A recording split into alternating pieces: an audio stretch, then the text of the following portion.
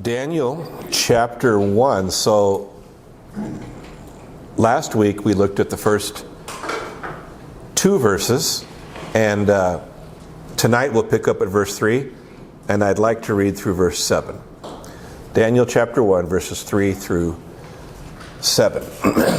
Then the king commanded Ashpenaz, his chief eunuch, to bring some of the people of Israel, both of the royal family and of the nobility, youths without blemish, of good appearance and skillful in all wisdom, endowed with knowledge, understanding, learning, and competent to stand in the king's palace and to teach them the literature and language of the Chaldeans. Let me pause there just so you know. Chaldeans that's not just another word for Babylonians. That's a word that in that day meant a class of Babylonians who were kind of like their wise men. It could also include astrologers and magicians. It was kind of a broad term that in this case it was the people that were the counselor to the king or served him in some kind of an administrative role. So they're being brought in to be a specialized sort of administrators in this case. Verse 5. The king assigned them a daily portion of the food that the king ate, and of the wine that he drank. They were to be educated for 3 years. So essentially it's almost like going to college, I guess, in a sense. They were to be educated for 3 years, and at the end of that time they were to stand before the king. Among these were Daniel, Hananiah, Mishael, and Azariah of the tribe of Judah. And the chief of the eunuchs gave them names. Daniel he called Belteshazzar, Hananiah he called Shadrach, Mishael he called Meshach, and Azariah he called Abednego. A lot of people, and I've heard this, and you probably have too, a lot of people have a false idea about the nature of sin and why sin is so powerful. I've heard people say that, well, really it's a lack of education, a lack of good information, that if people had better education, they knew more, they wouldn't make all these bad choices. But I don't think that's true.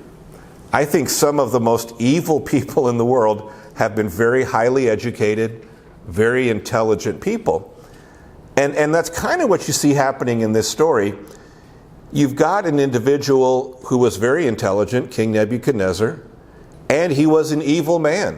When you read the stories of what he did and what the Babylonians did as he led them, you realize he was a formidable enemy to the people of God here, the Jewish people. Because, first of all, he achieved his immediate goal, which we didn't get into much last week, but it's where he invaded Israel and defeated them militarily to subjugate them. But now you also see now the secondary goal he had, the long-term goal, where he wants to take the people of Israel, or at least some of them, a group of them, and turn them into servants of the Babylonian Empire. And so his plan was simple. We just read it. He would take the outstanding young people, young men of Israel, the ones who were going to be the future leaders in their own homeland someday, and he brought them to Babylon to retrain them so that their loyalty would switch from Israel to Babylon.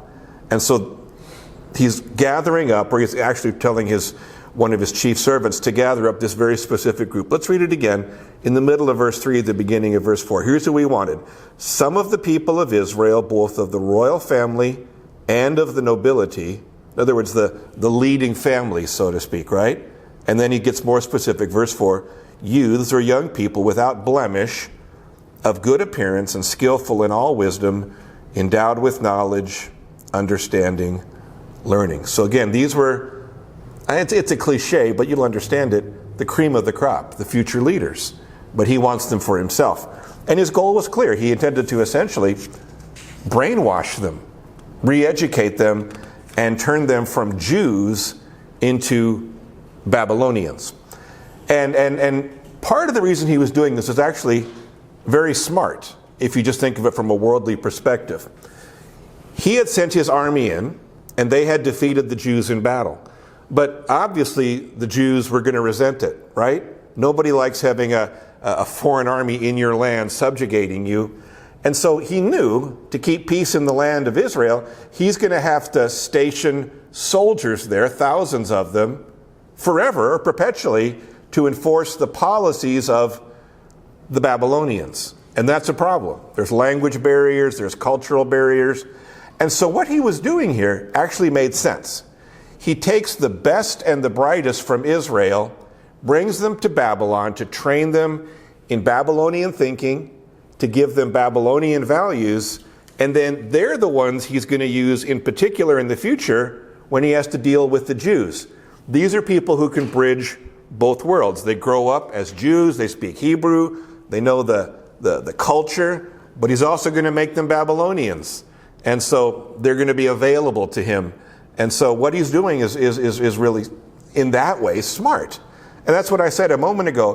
When you combine intelligence with evil intentions, you get someone like Nebuchadnezzar, who proves to be a formidable enemy to the Jewish people. So there are 4 tactics he uses here in this passage that I've been able to identify. We probably could do more if we wanted, but these 4 seem very obvious, and we're talking about it. It's kind of simple, but I think as we get into it, you're going to see some parallels to some of the things happening in our own society today, which is sad. But the first tactic he used to accomplish his purpose was to separate these young people, not just from their homeland, but also from their own people. You see that at the beginning of verse 3.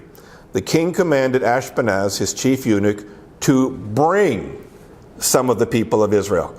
In other words, you're leaving your families. You're leaving the people you've always known, the places, the institutions, the communities you've always been around. And again, it's not hard to realize what he intended to accomplish here by bringing them out of their home and bringing them to Babylon. He wanted them, number one, to lose touch with their families, their roots, right? And so he even gives them new names, gives them Babylonian names. He also wanted them to lose their spiritual identity as Jews.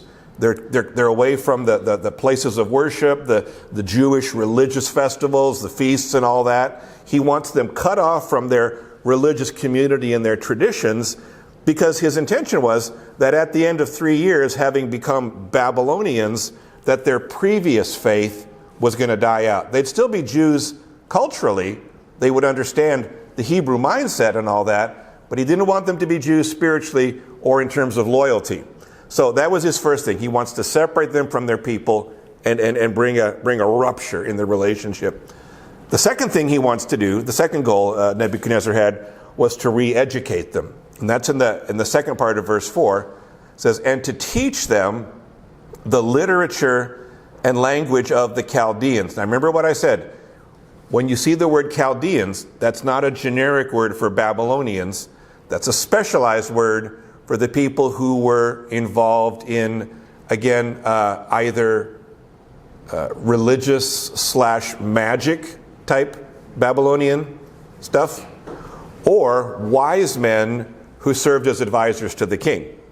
So that's what they're learning. So a lot of people read this and say, well, there's really nothing wrong with studying, let's say, foreign literature. Teach them the literature and the language of the Chaldeans. We should all learn another language. We should be exposed to different, writing. But this was not an academic course. This wasn't just saying, okay, here's how we Babylonians interpret this particular thing. He's retraining them. He wants them to think like like Babylonians rather than Israelites. And that's because Babylonian literature and language, and we still have access to some of those tablets that they read, they were built around Babylonian beliefs. So if you come across some of the old writings, and they're usually in clay, of the Babylonians writing about their history and what their kings had done, it's filled with references to their gods. It's just peppered throughout there. And a lot of the literature they had and the language, it's about the Babylonian gods, what God did this, what God did that. So by using this particular expression, the language and the literature of the Chaldeans, the religious community, the wisdom community, this wasn't just education like go to school, learn your ABCs and your math and all that. This was an attempt at indoctrinating them in the spiritual beliefs of Babylon. The third tactic. He wanted to get these young men accustomed to the luxury that came with living in Babylon and being part of the king's court. Look at the first part of verse 5. The king assigned them a daily portion of the food that the king ate and of the wine that he drank. Now, next week we're going to get into the part of the story where Daniel comes to the chief servant and says, if he and the other three Hebrew young men could be exempt from this food and this wine. They want to just eat vegetables and drink water. So I don't want to get into that in detail. I grew up thinking, because I was told this, and it could be true, so I could be wrong. We can discuss it if you want at the end here. I used to think it was because they felt Babylonian food was unclean. Right? You've heard that. And so that the reason that Daniel says we would like to not have this was for religious reasons. They wanted to maintain their Jewish diet. But I came across something as I was studying, and I want you to think about this. I had never seen this before. There's a story from Daniel's life, the very same Daniel, and it takes place several years later. It's in chapter 10, where he's fasting. And I'm not going to get into the reasons because it would take too long, but he's fasting to hear from God. And it says that for a time, he didn't eat the food of Babylon, didn't drink the wine of Babylon. Let me reread it to you. Daniel chapter 10, verses 2 and 3. In those days, I, Daniel, was in mourning for 3 weeks. And now here's the fast that he's doing. Verse 3, I ate no delicacies, no meat or wine entered my mouth, nor did I anoint myself at all. That was with oil for health and for appearance. For the full 3 weeks. What's he talking about? He's fasting. When you fast, what do? You do without things that you normally eat and drink, right? The way this is worded, if you're reading it the way I'm reading it, it seems like he normally ate the food of the Babylonians. He normally drank the wine that the Babylonians drank, right? But for 3 weeks he didn't. So that leads me to believe that maybe back in chapter 1, which we'll get into next week again, where he asks for only vegetables and water, maybe it wasn't for religious reasons. Because if it was, then why was in chapter 10, is he doing something that would have been wrong? If it's wrong, it's wrong. Chapter 1 or chapter 10. So here's what I want to suggest to you. And again, we'll discuss this later if you want. You may have a different idea. But I wonder if Daniel realized as he sat down and saw what the king was going to feed him here. He's brand new to Babylon. I wonder if he realized that this food and this drink they're offering him were an attempt to, and I'm going to use this word on purpose, an attempt to seduce him into the lifestyle of the Babylonians. Hey, if you're one of us, better food.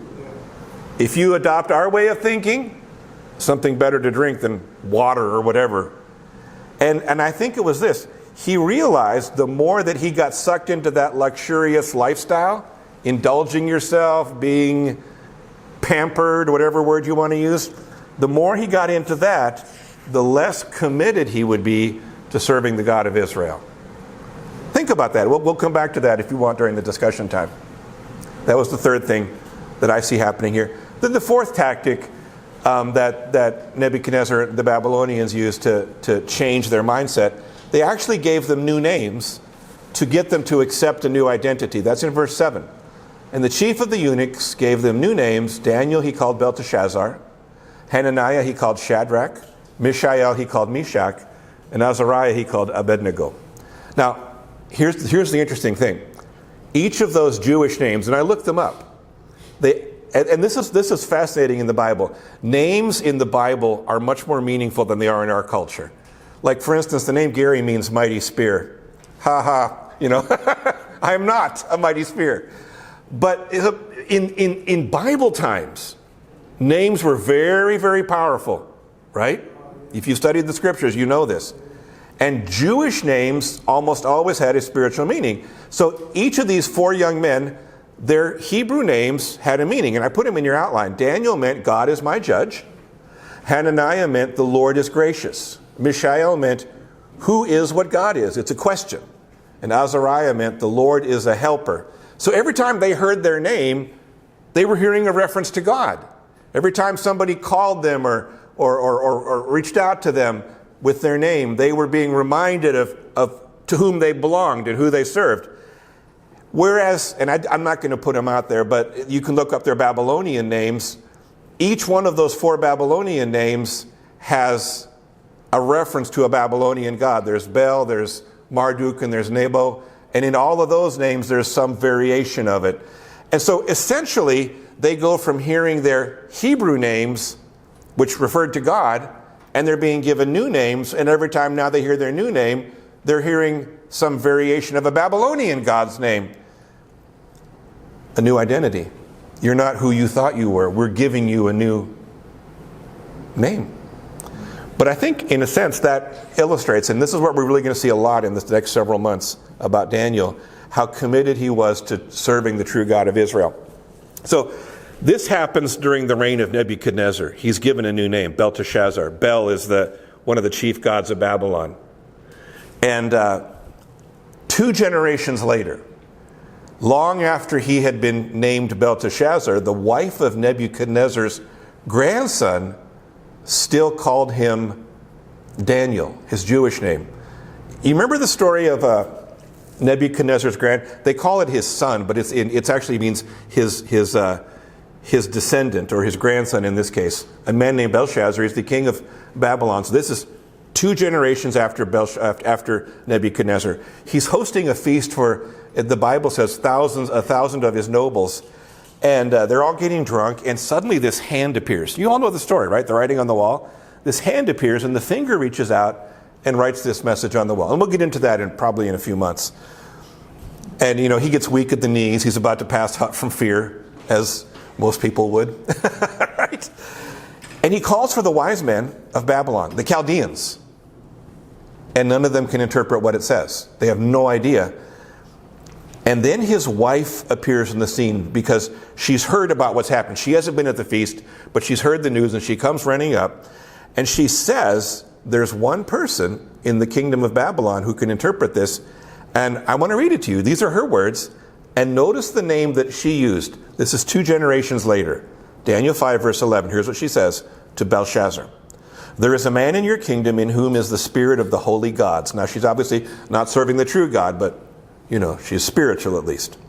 In the days of your father, and again, that means ancestor in this context, light and understanding and wisdom like the wisdom of the gods were found in him, and King Nebuchadnezzar, your father the king, made him chief of the magicians, enchanters, Chaldeans, and astrologers, because an excellent spirit, knowledge, and understanding to interpret dreams, explain riddles, and solve problems were found in this, what?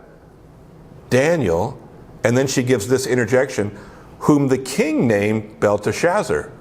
And then she goes on, now let Daniel be called, and he will show you the interpretation. Here's the point. He might have been renamed Belteshazzar by the Babylonians, but years and years later, everyone still knew him by his Jewish name of Daniel. Shows you how faithful he was. He kept his identity. He had a foreign identity forced on him, and I'm sure he answered to the name Belteshazzar when he had to, and he knew their literature and knew everything they had taught him. But on the inside, he was a godly Jewish man. This process of trying to force a new identity on God's people is how the world has always worked. This isn't a uniquely Babylonian story. It's not a story unique to Daniel. When I was younger, when most of you were younger, we remember reading the stories about what life was like in Russia under communism, right? Where if you're a Christian, you're going to be persecuted and imprisoned or worse. Remember those stories? There was that pressure to conform, accept the pattern of society. We didn't see that in our country. Do you know what we saw in our country? We saw Nebuchadnezzar's table, right? Seduced by the temptations of luxury, the things that money can buy, the pleasures of freedom turned into excess. But the goal was always the same. Whether you're talking about the repression of Soviet Russia or you're talking about the unrestrained liberties we had here that went into excess, the goal was always the same, to get us to forget who we were, to get us to lose our identity as followers of Jesus, and to get us to believe the voice of the world, which tells us its version of the truth. Here's what I want you to understand. And I put this sentence, this is not original to me, I wish I was this smart, I'm not. Another preacher wrote this. The way that we think about God, about ourselves, about others, and about this world determines the way we live. Let me read that again. The way that we think about God, about ourselves, about others, and about this world determines the way we live. In other words, what I believe is going to come out in my behavior. And so that's what Nebuchadnezzar was doing here. If he could get these young men to think like Babylonians, then he could get them to live like Babylonians and become Babylonian in their mind. And that's something else that hasn't changed since that day and to today. The world still uses the same tactics. They want to separate us from those who are closest to us, those who are like us, right? They want to re-educate us to get us to think like they do. They want to get us used to the lifestyle of Babylon, the choices we have available. And they want us to accept a new identity. Whether it's the literal name or not isn't the point, but a new identity. And here's what happens. We fight this battle throughout our lives as Christians, right? You've been fighting this battle since you became a follower of Jesus. And every time you win one of those battles, you get a victory over temptation, you get a victory over some spiritual attack that was launched against you, get ready. Because the world does not see your victory as permanent. Hello? They only see it as temporary, and they immediately start to work again on the next attack. That's how it is. That's why Peter said what he said. We looked at this a few weeks ago. You remember in our study? 1 Peter 5:8. Be sober-minded, be watchful. Your adversary, the enemy, prowls around, present tense, keeps on doing it, prowls around like a roaring lion seeking someone to devour. Therefore resist him firm in your faith, knowing that the same kinds of suffering are being experienced by your brotherhood throughout the world. And then I want to wrap it up by reading something that the Apostle Paul wrote. Romans 12, verse 2, talking about your thinking. Do not be conformed to this world, but be transformed by the renewal of your mind, that by testing you may discern what is the will of God, what is good and acceptable and perfect. And the reason Paul wrote that, particularly to the Christians in Rome, is because they were living in a society that demanded that people conform. There's a thing, I've told you this before probably, I'm sure I have.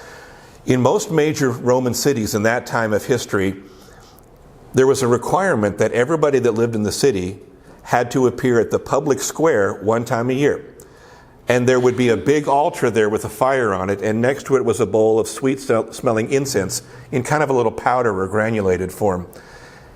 And to prove your loyalty to Rome, you had to walk up in the presence of city leaders, identify yourself by name, take a pinch of incense, drop it in the fire on that altar, and then you had to say these words, Caesar is Lord.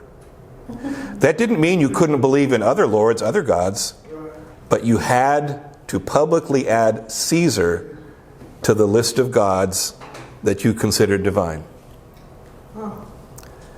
This is something we still struggle with today. We're not literally required to worship an emperor as a living god, but listen, you know as well as I do, this world still demands our loyalty, and this world tells us what we have to believe.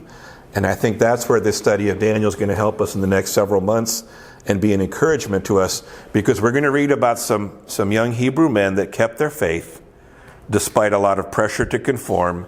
And as we look at their example, I really think we're going to see some principles that can help us in our own situation today. It's different, but it's the same. Things have changed, but they haven't. And the Bible speaks truth throughout every generation.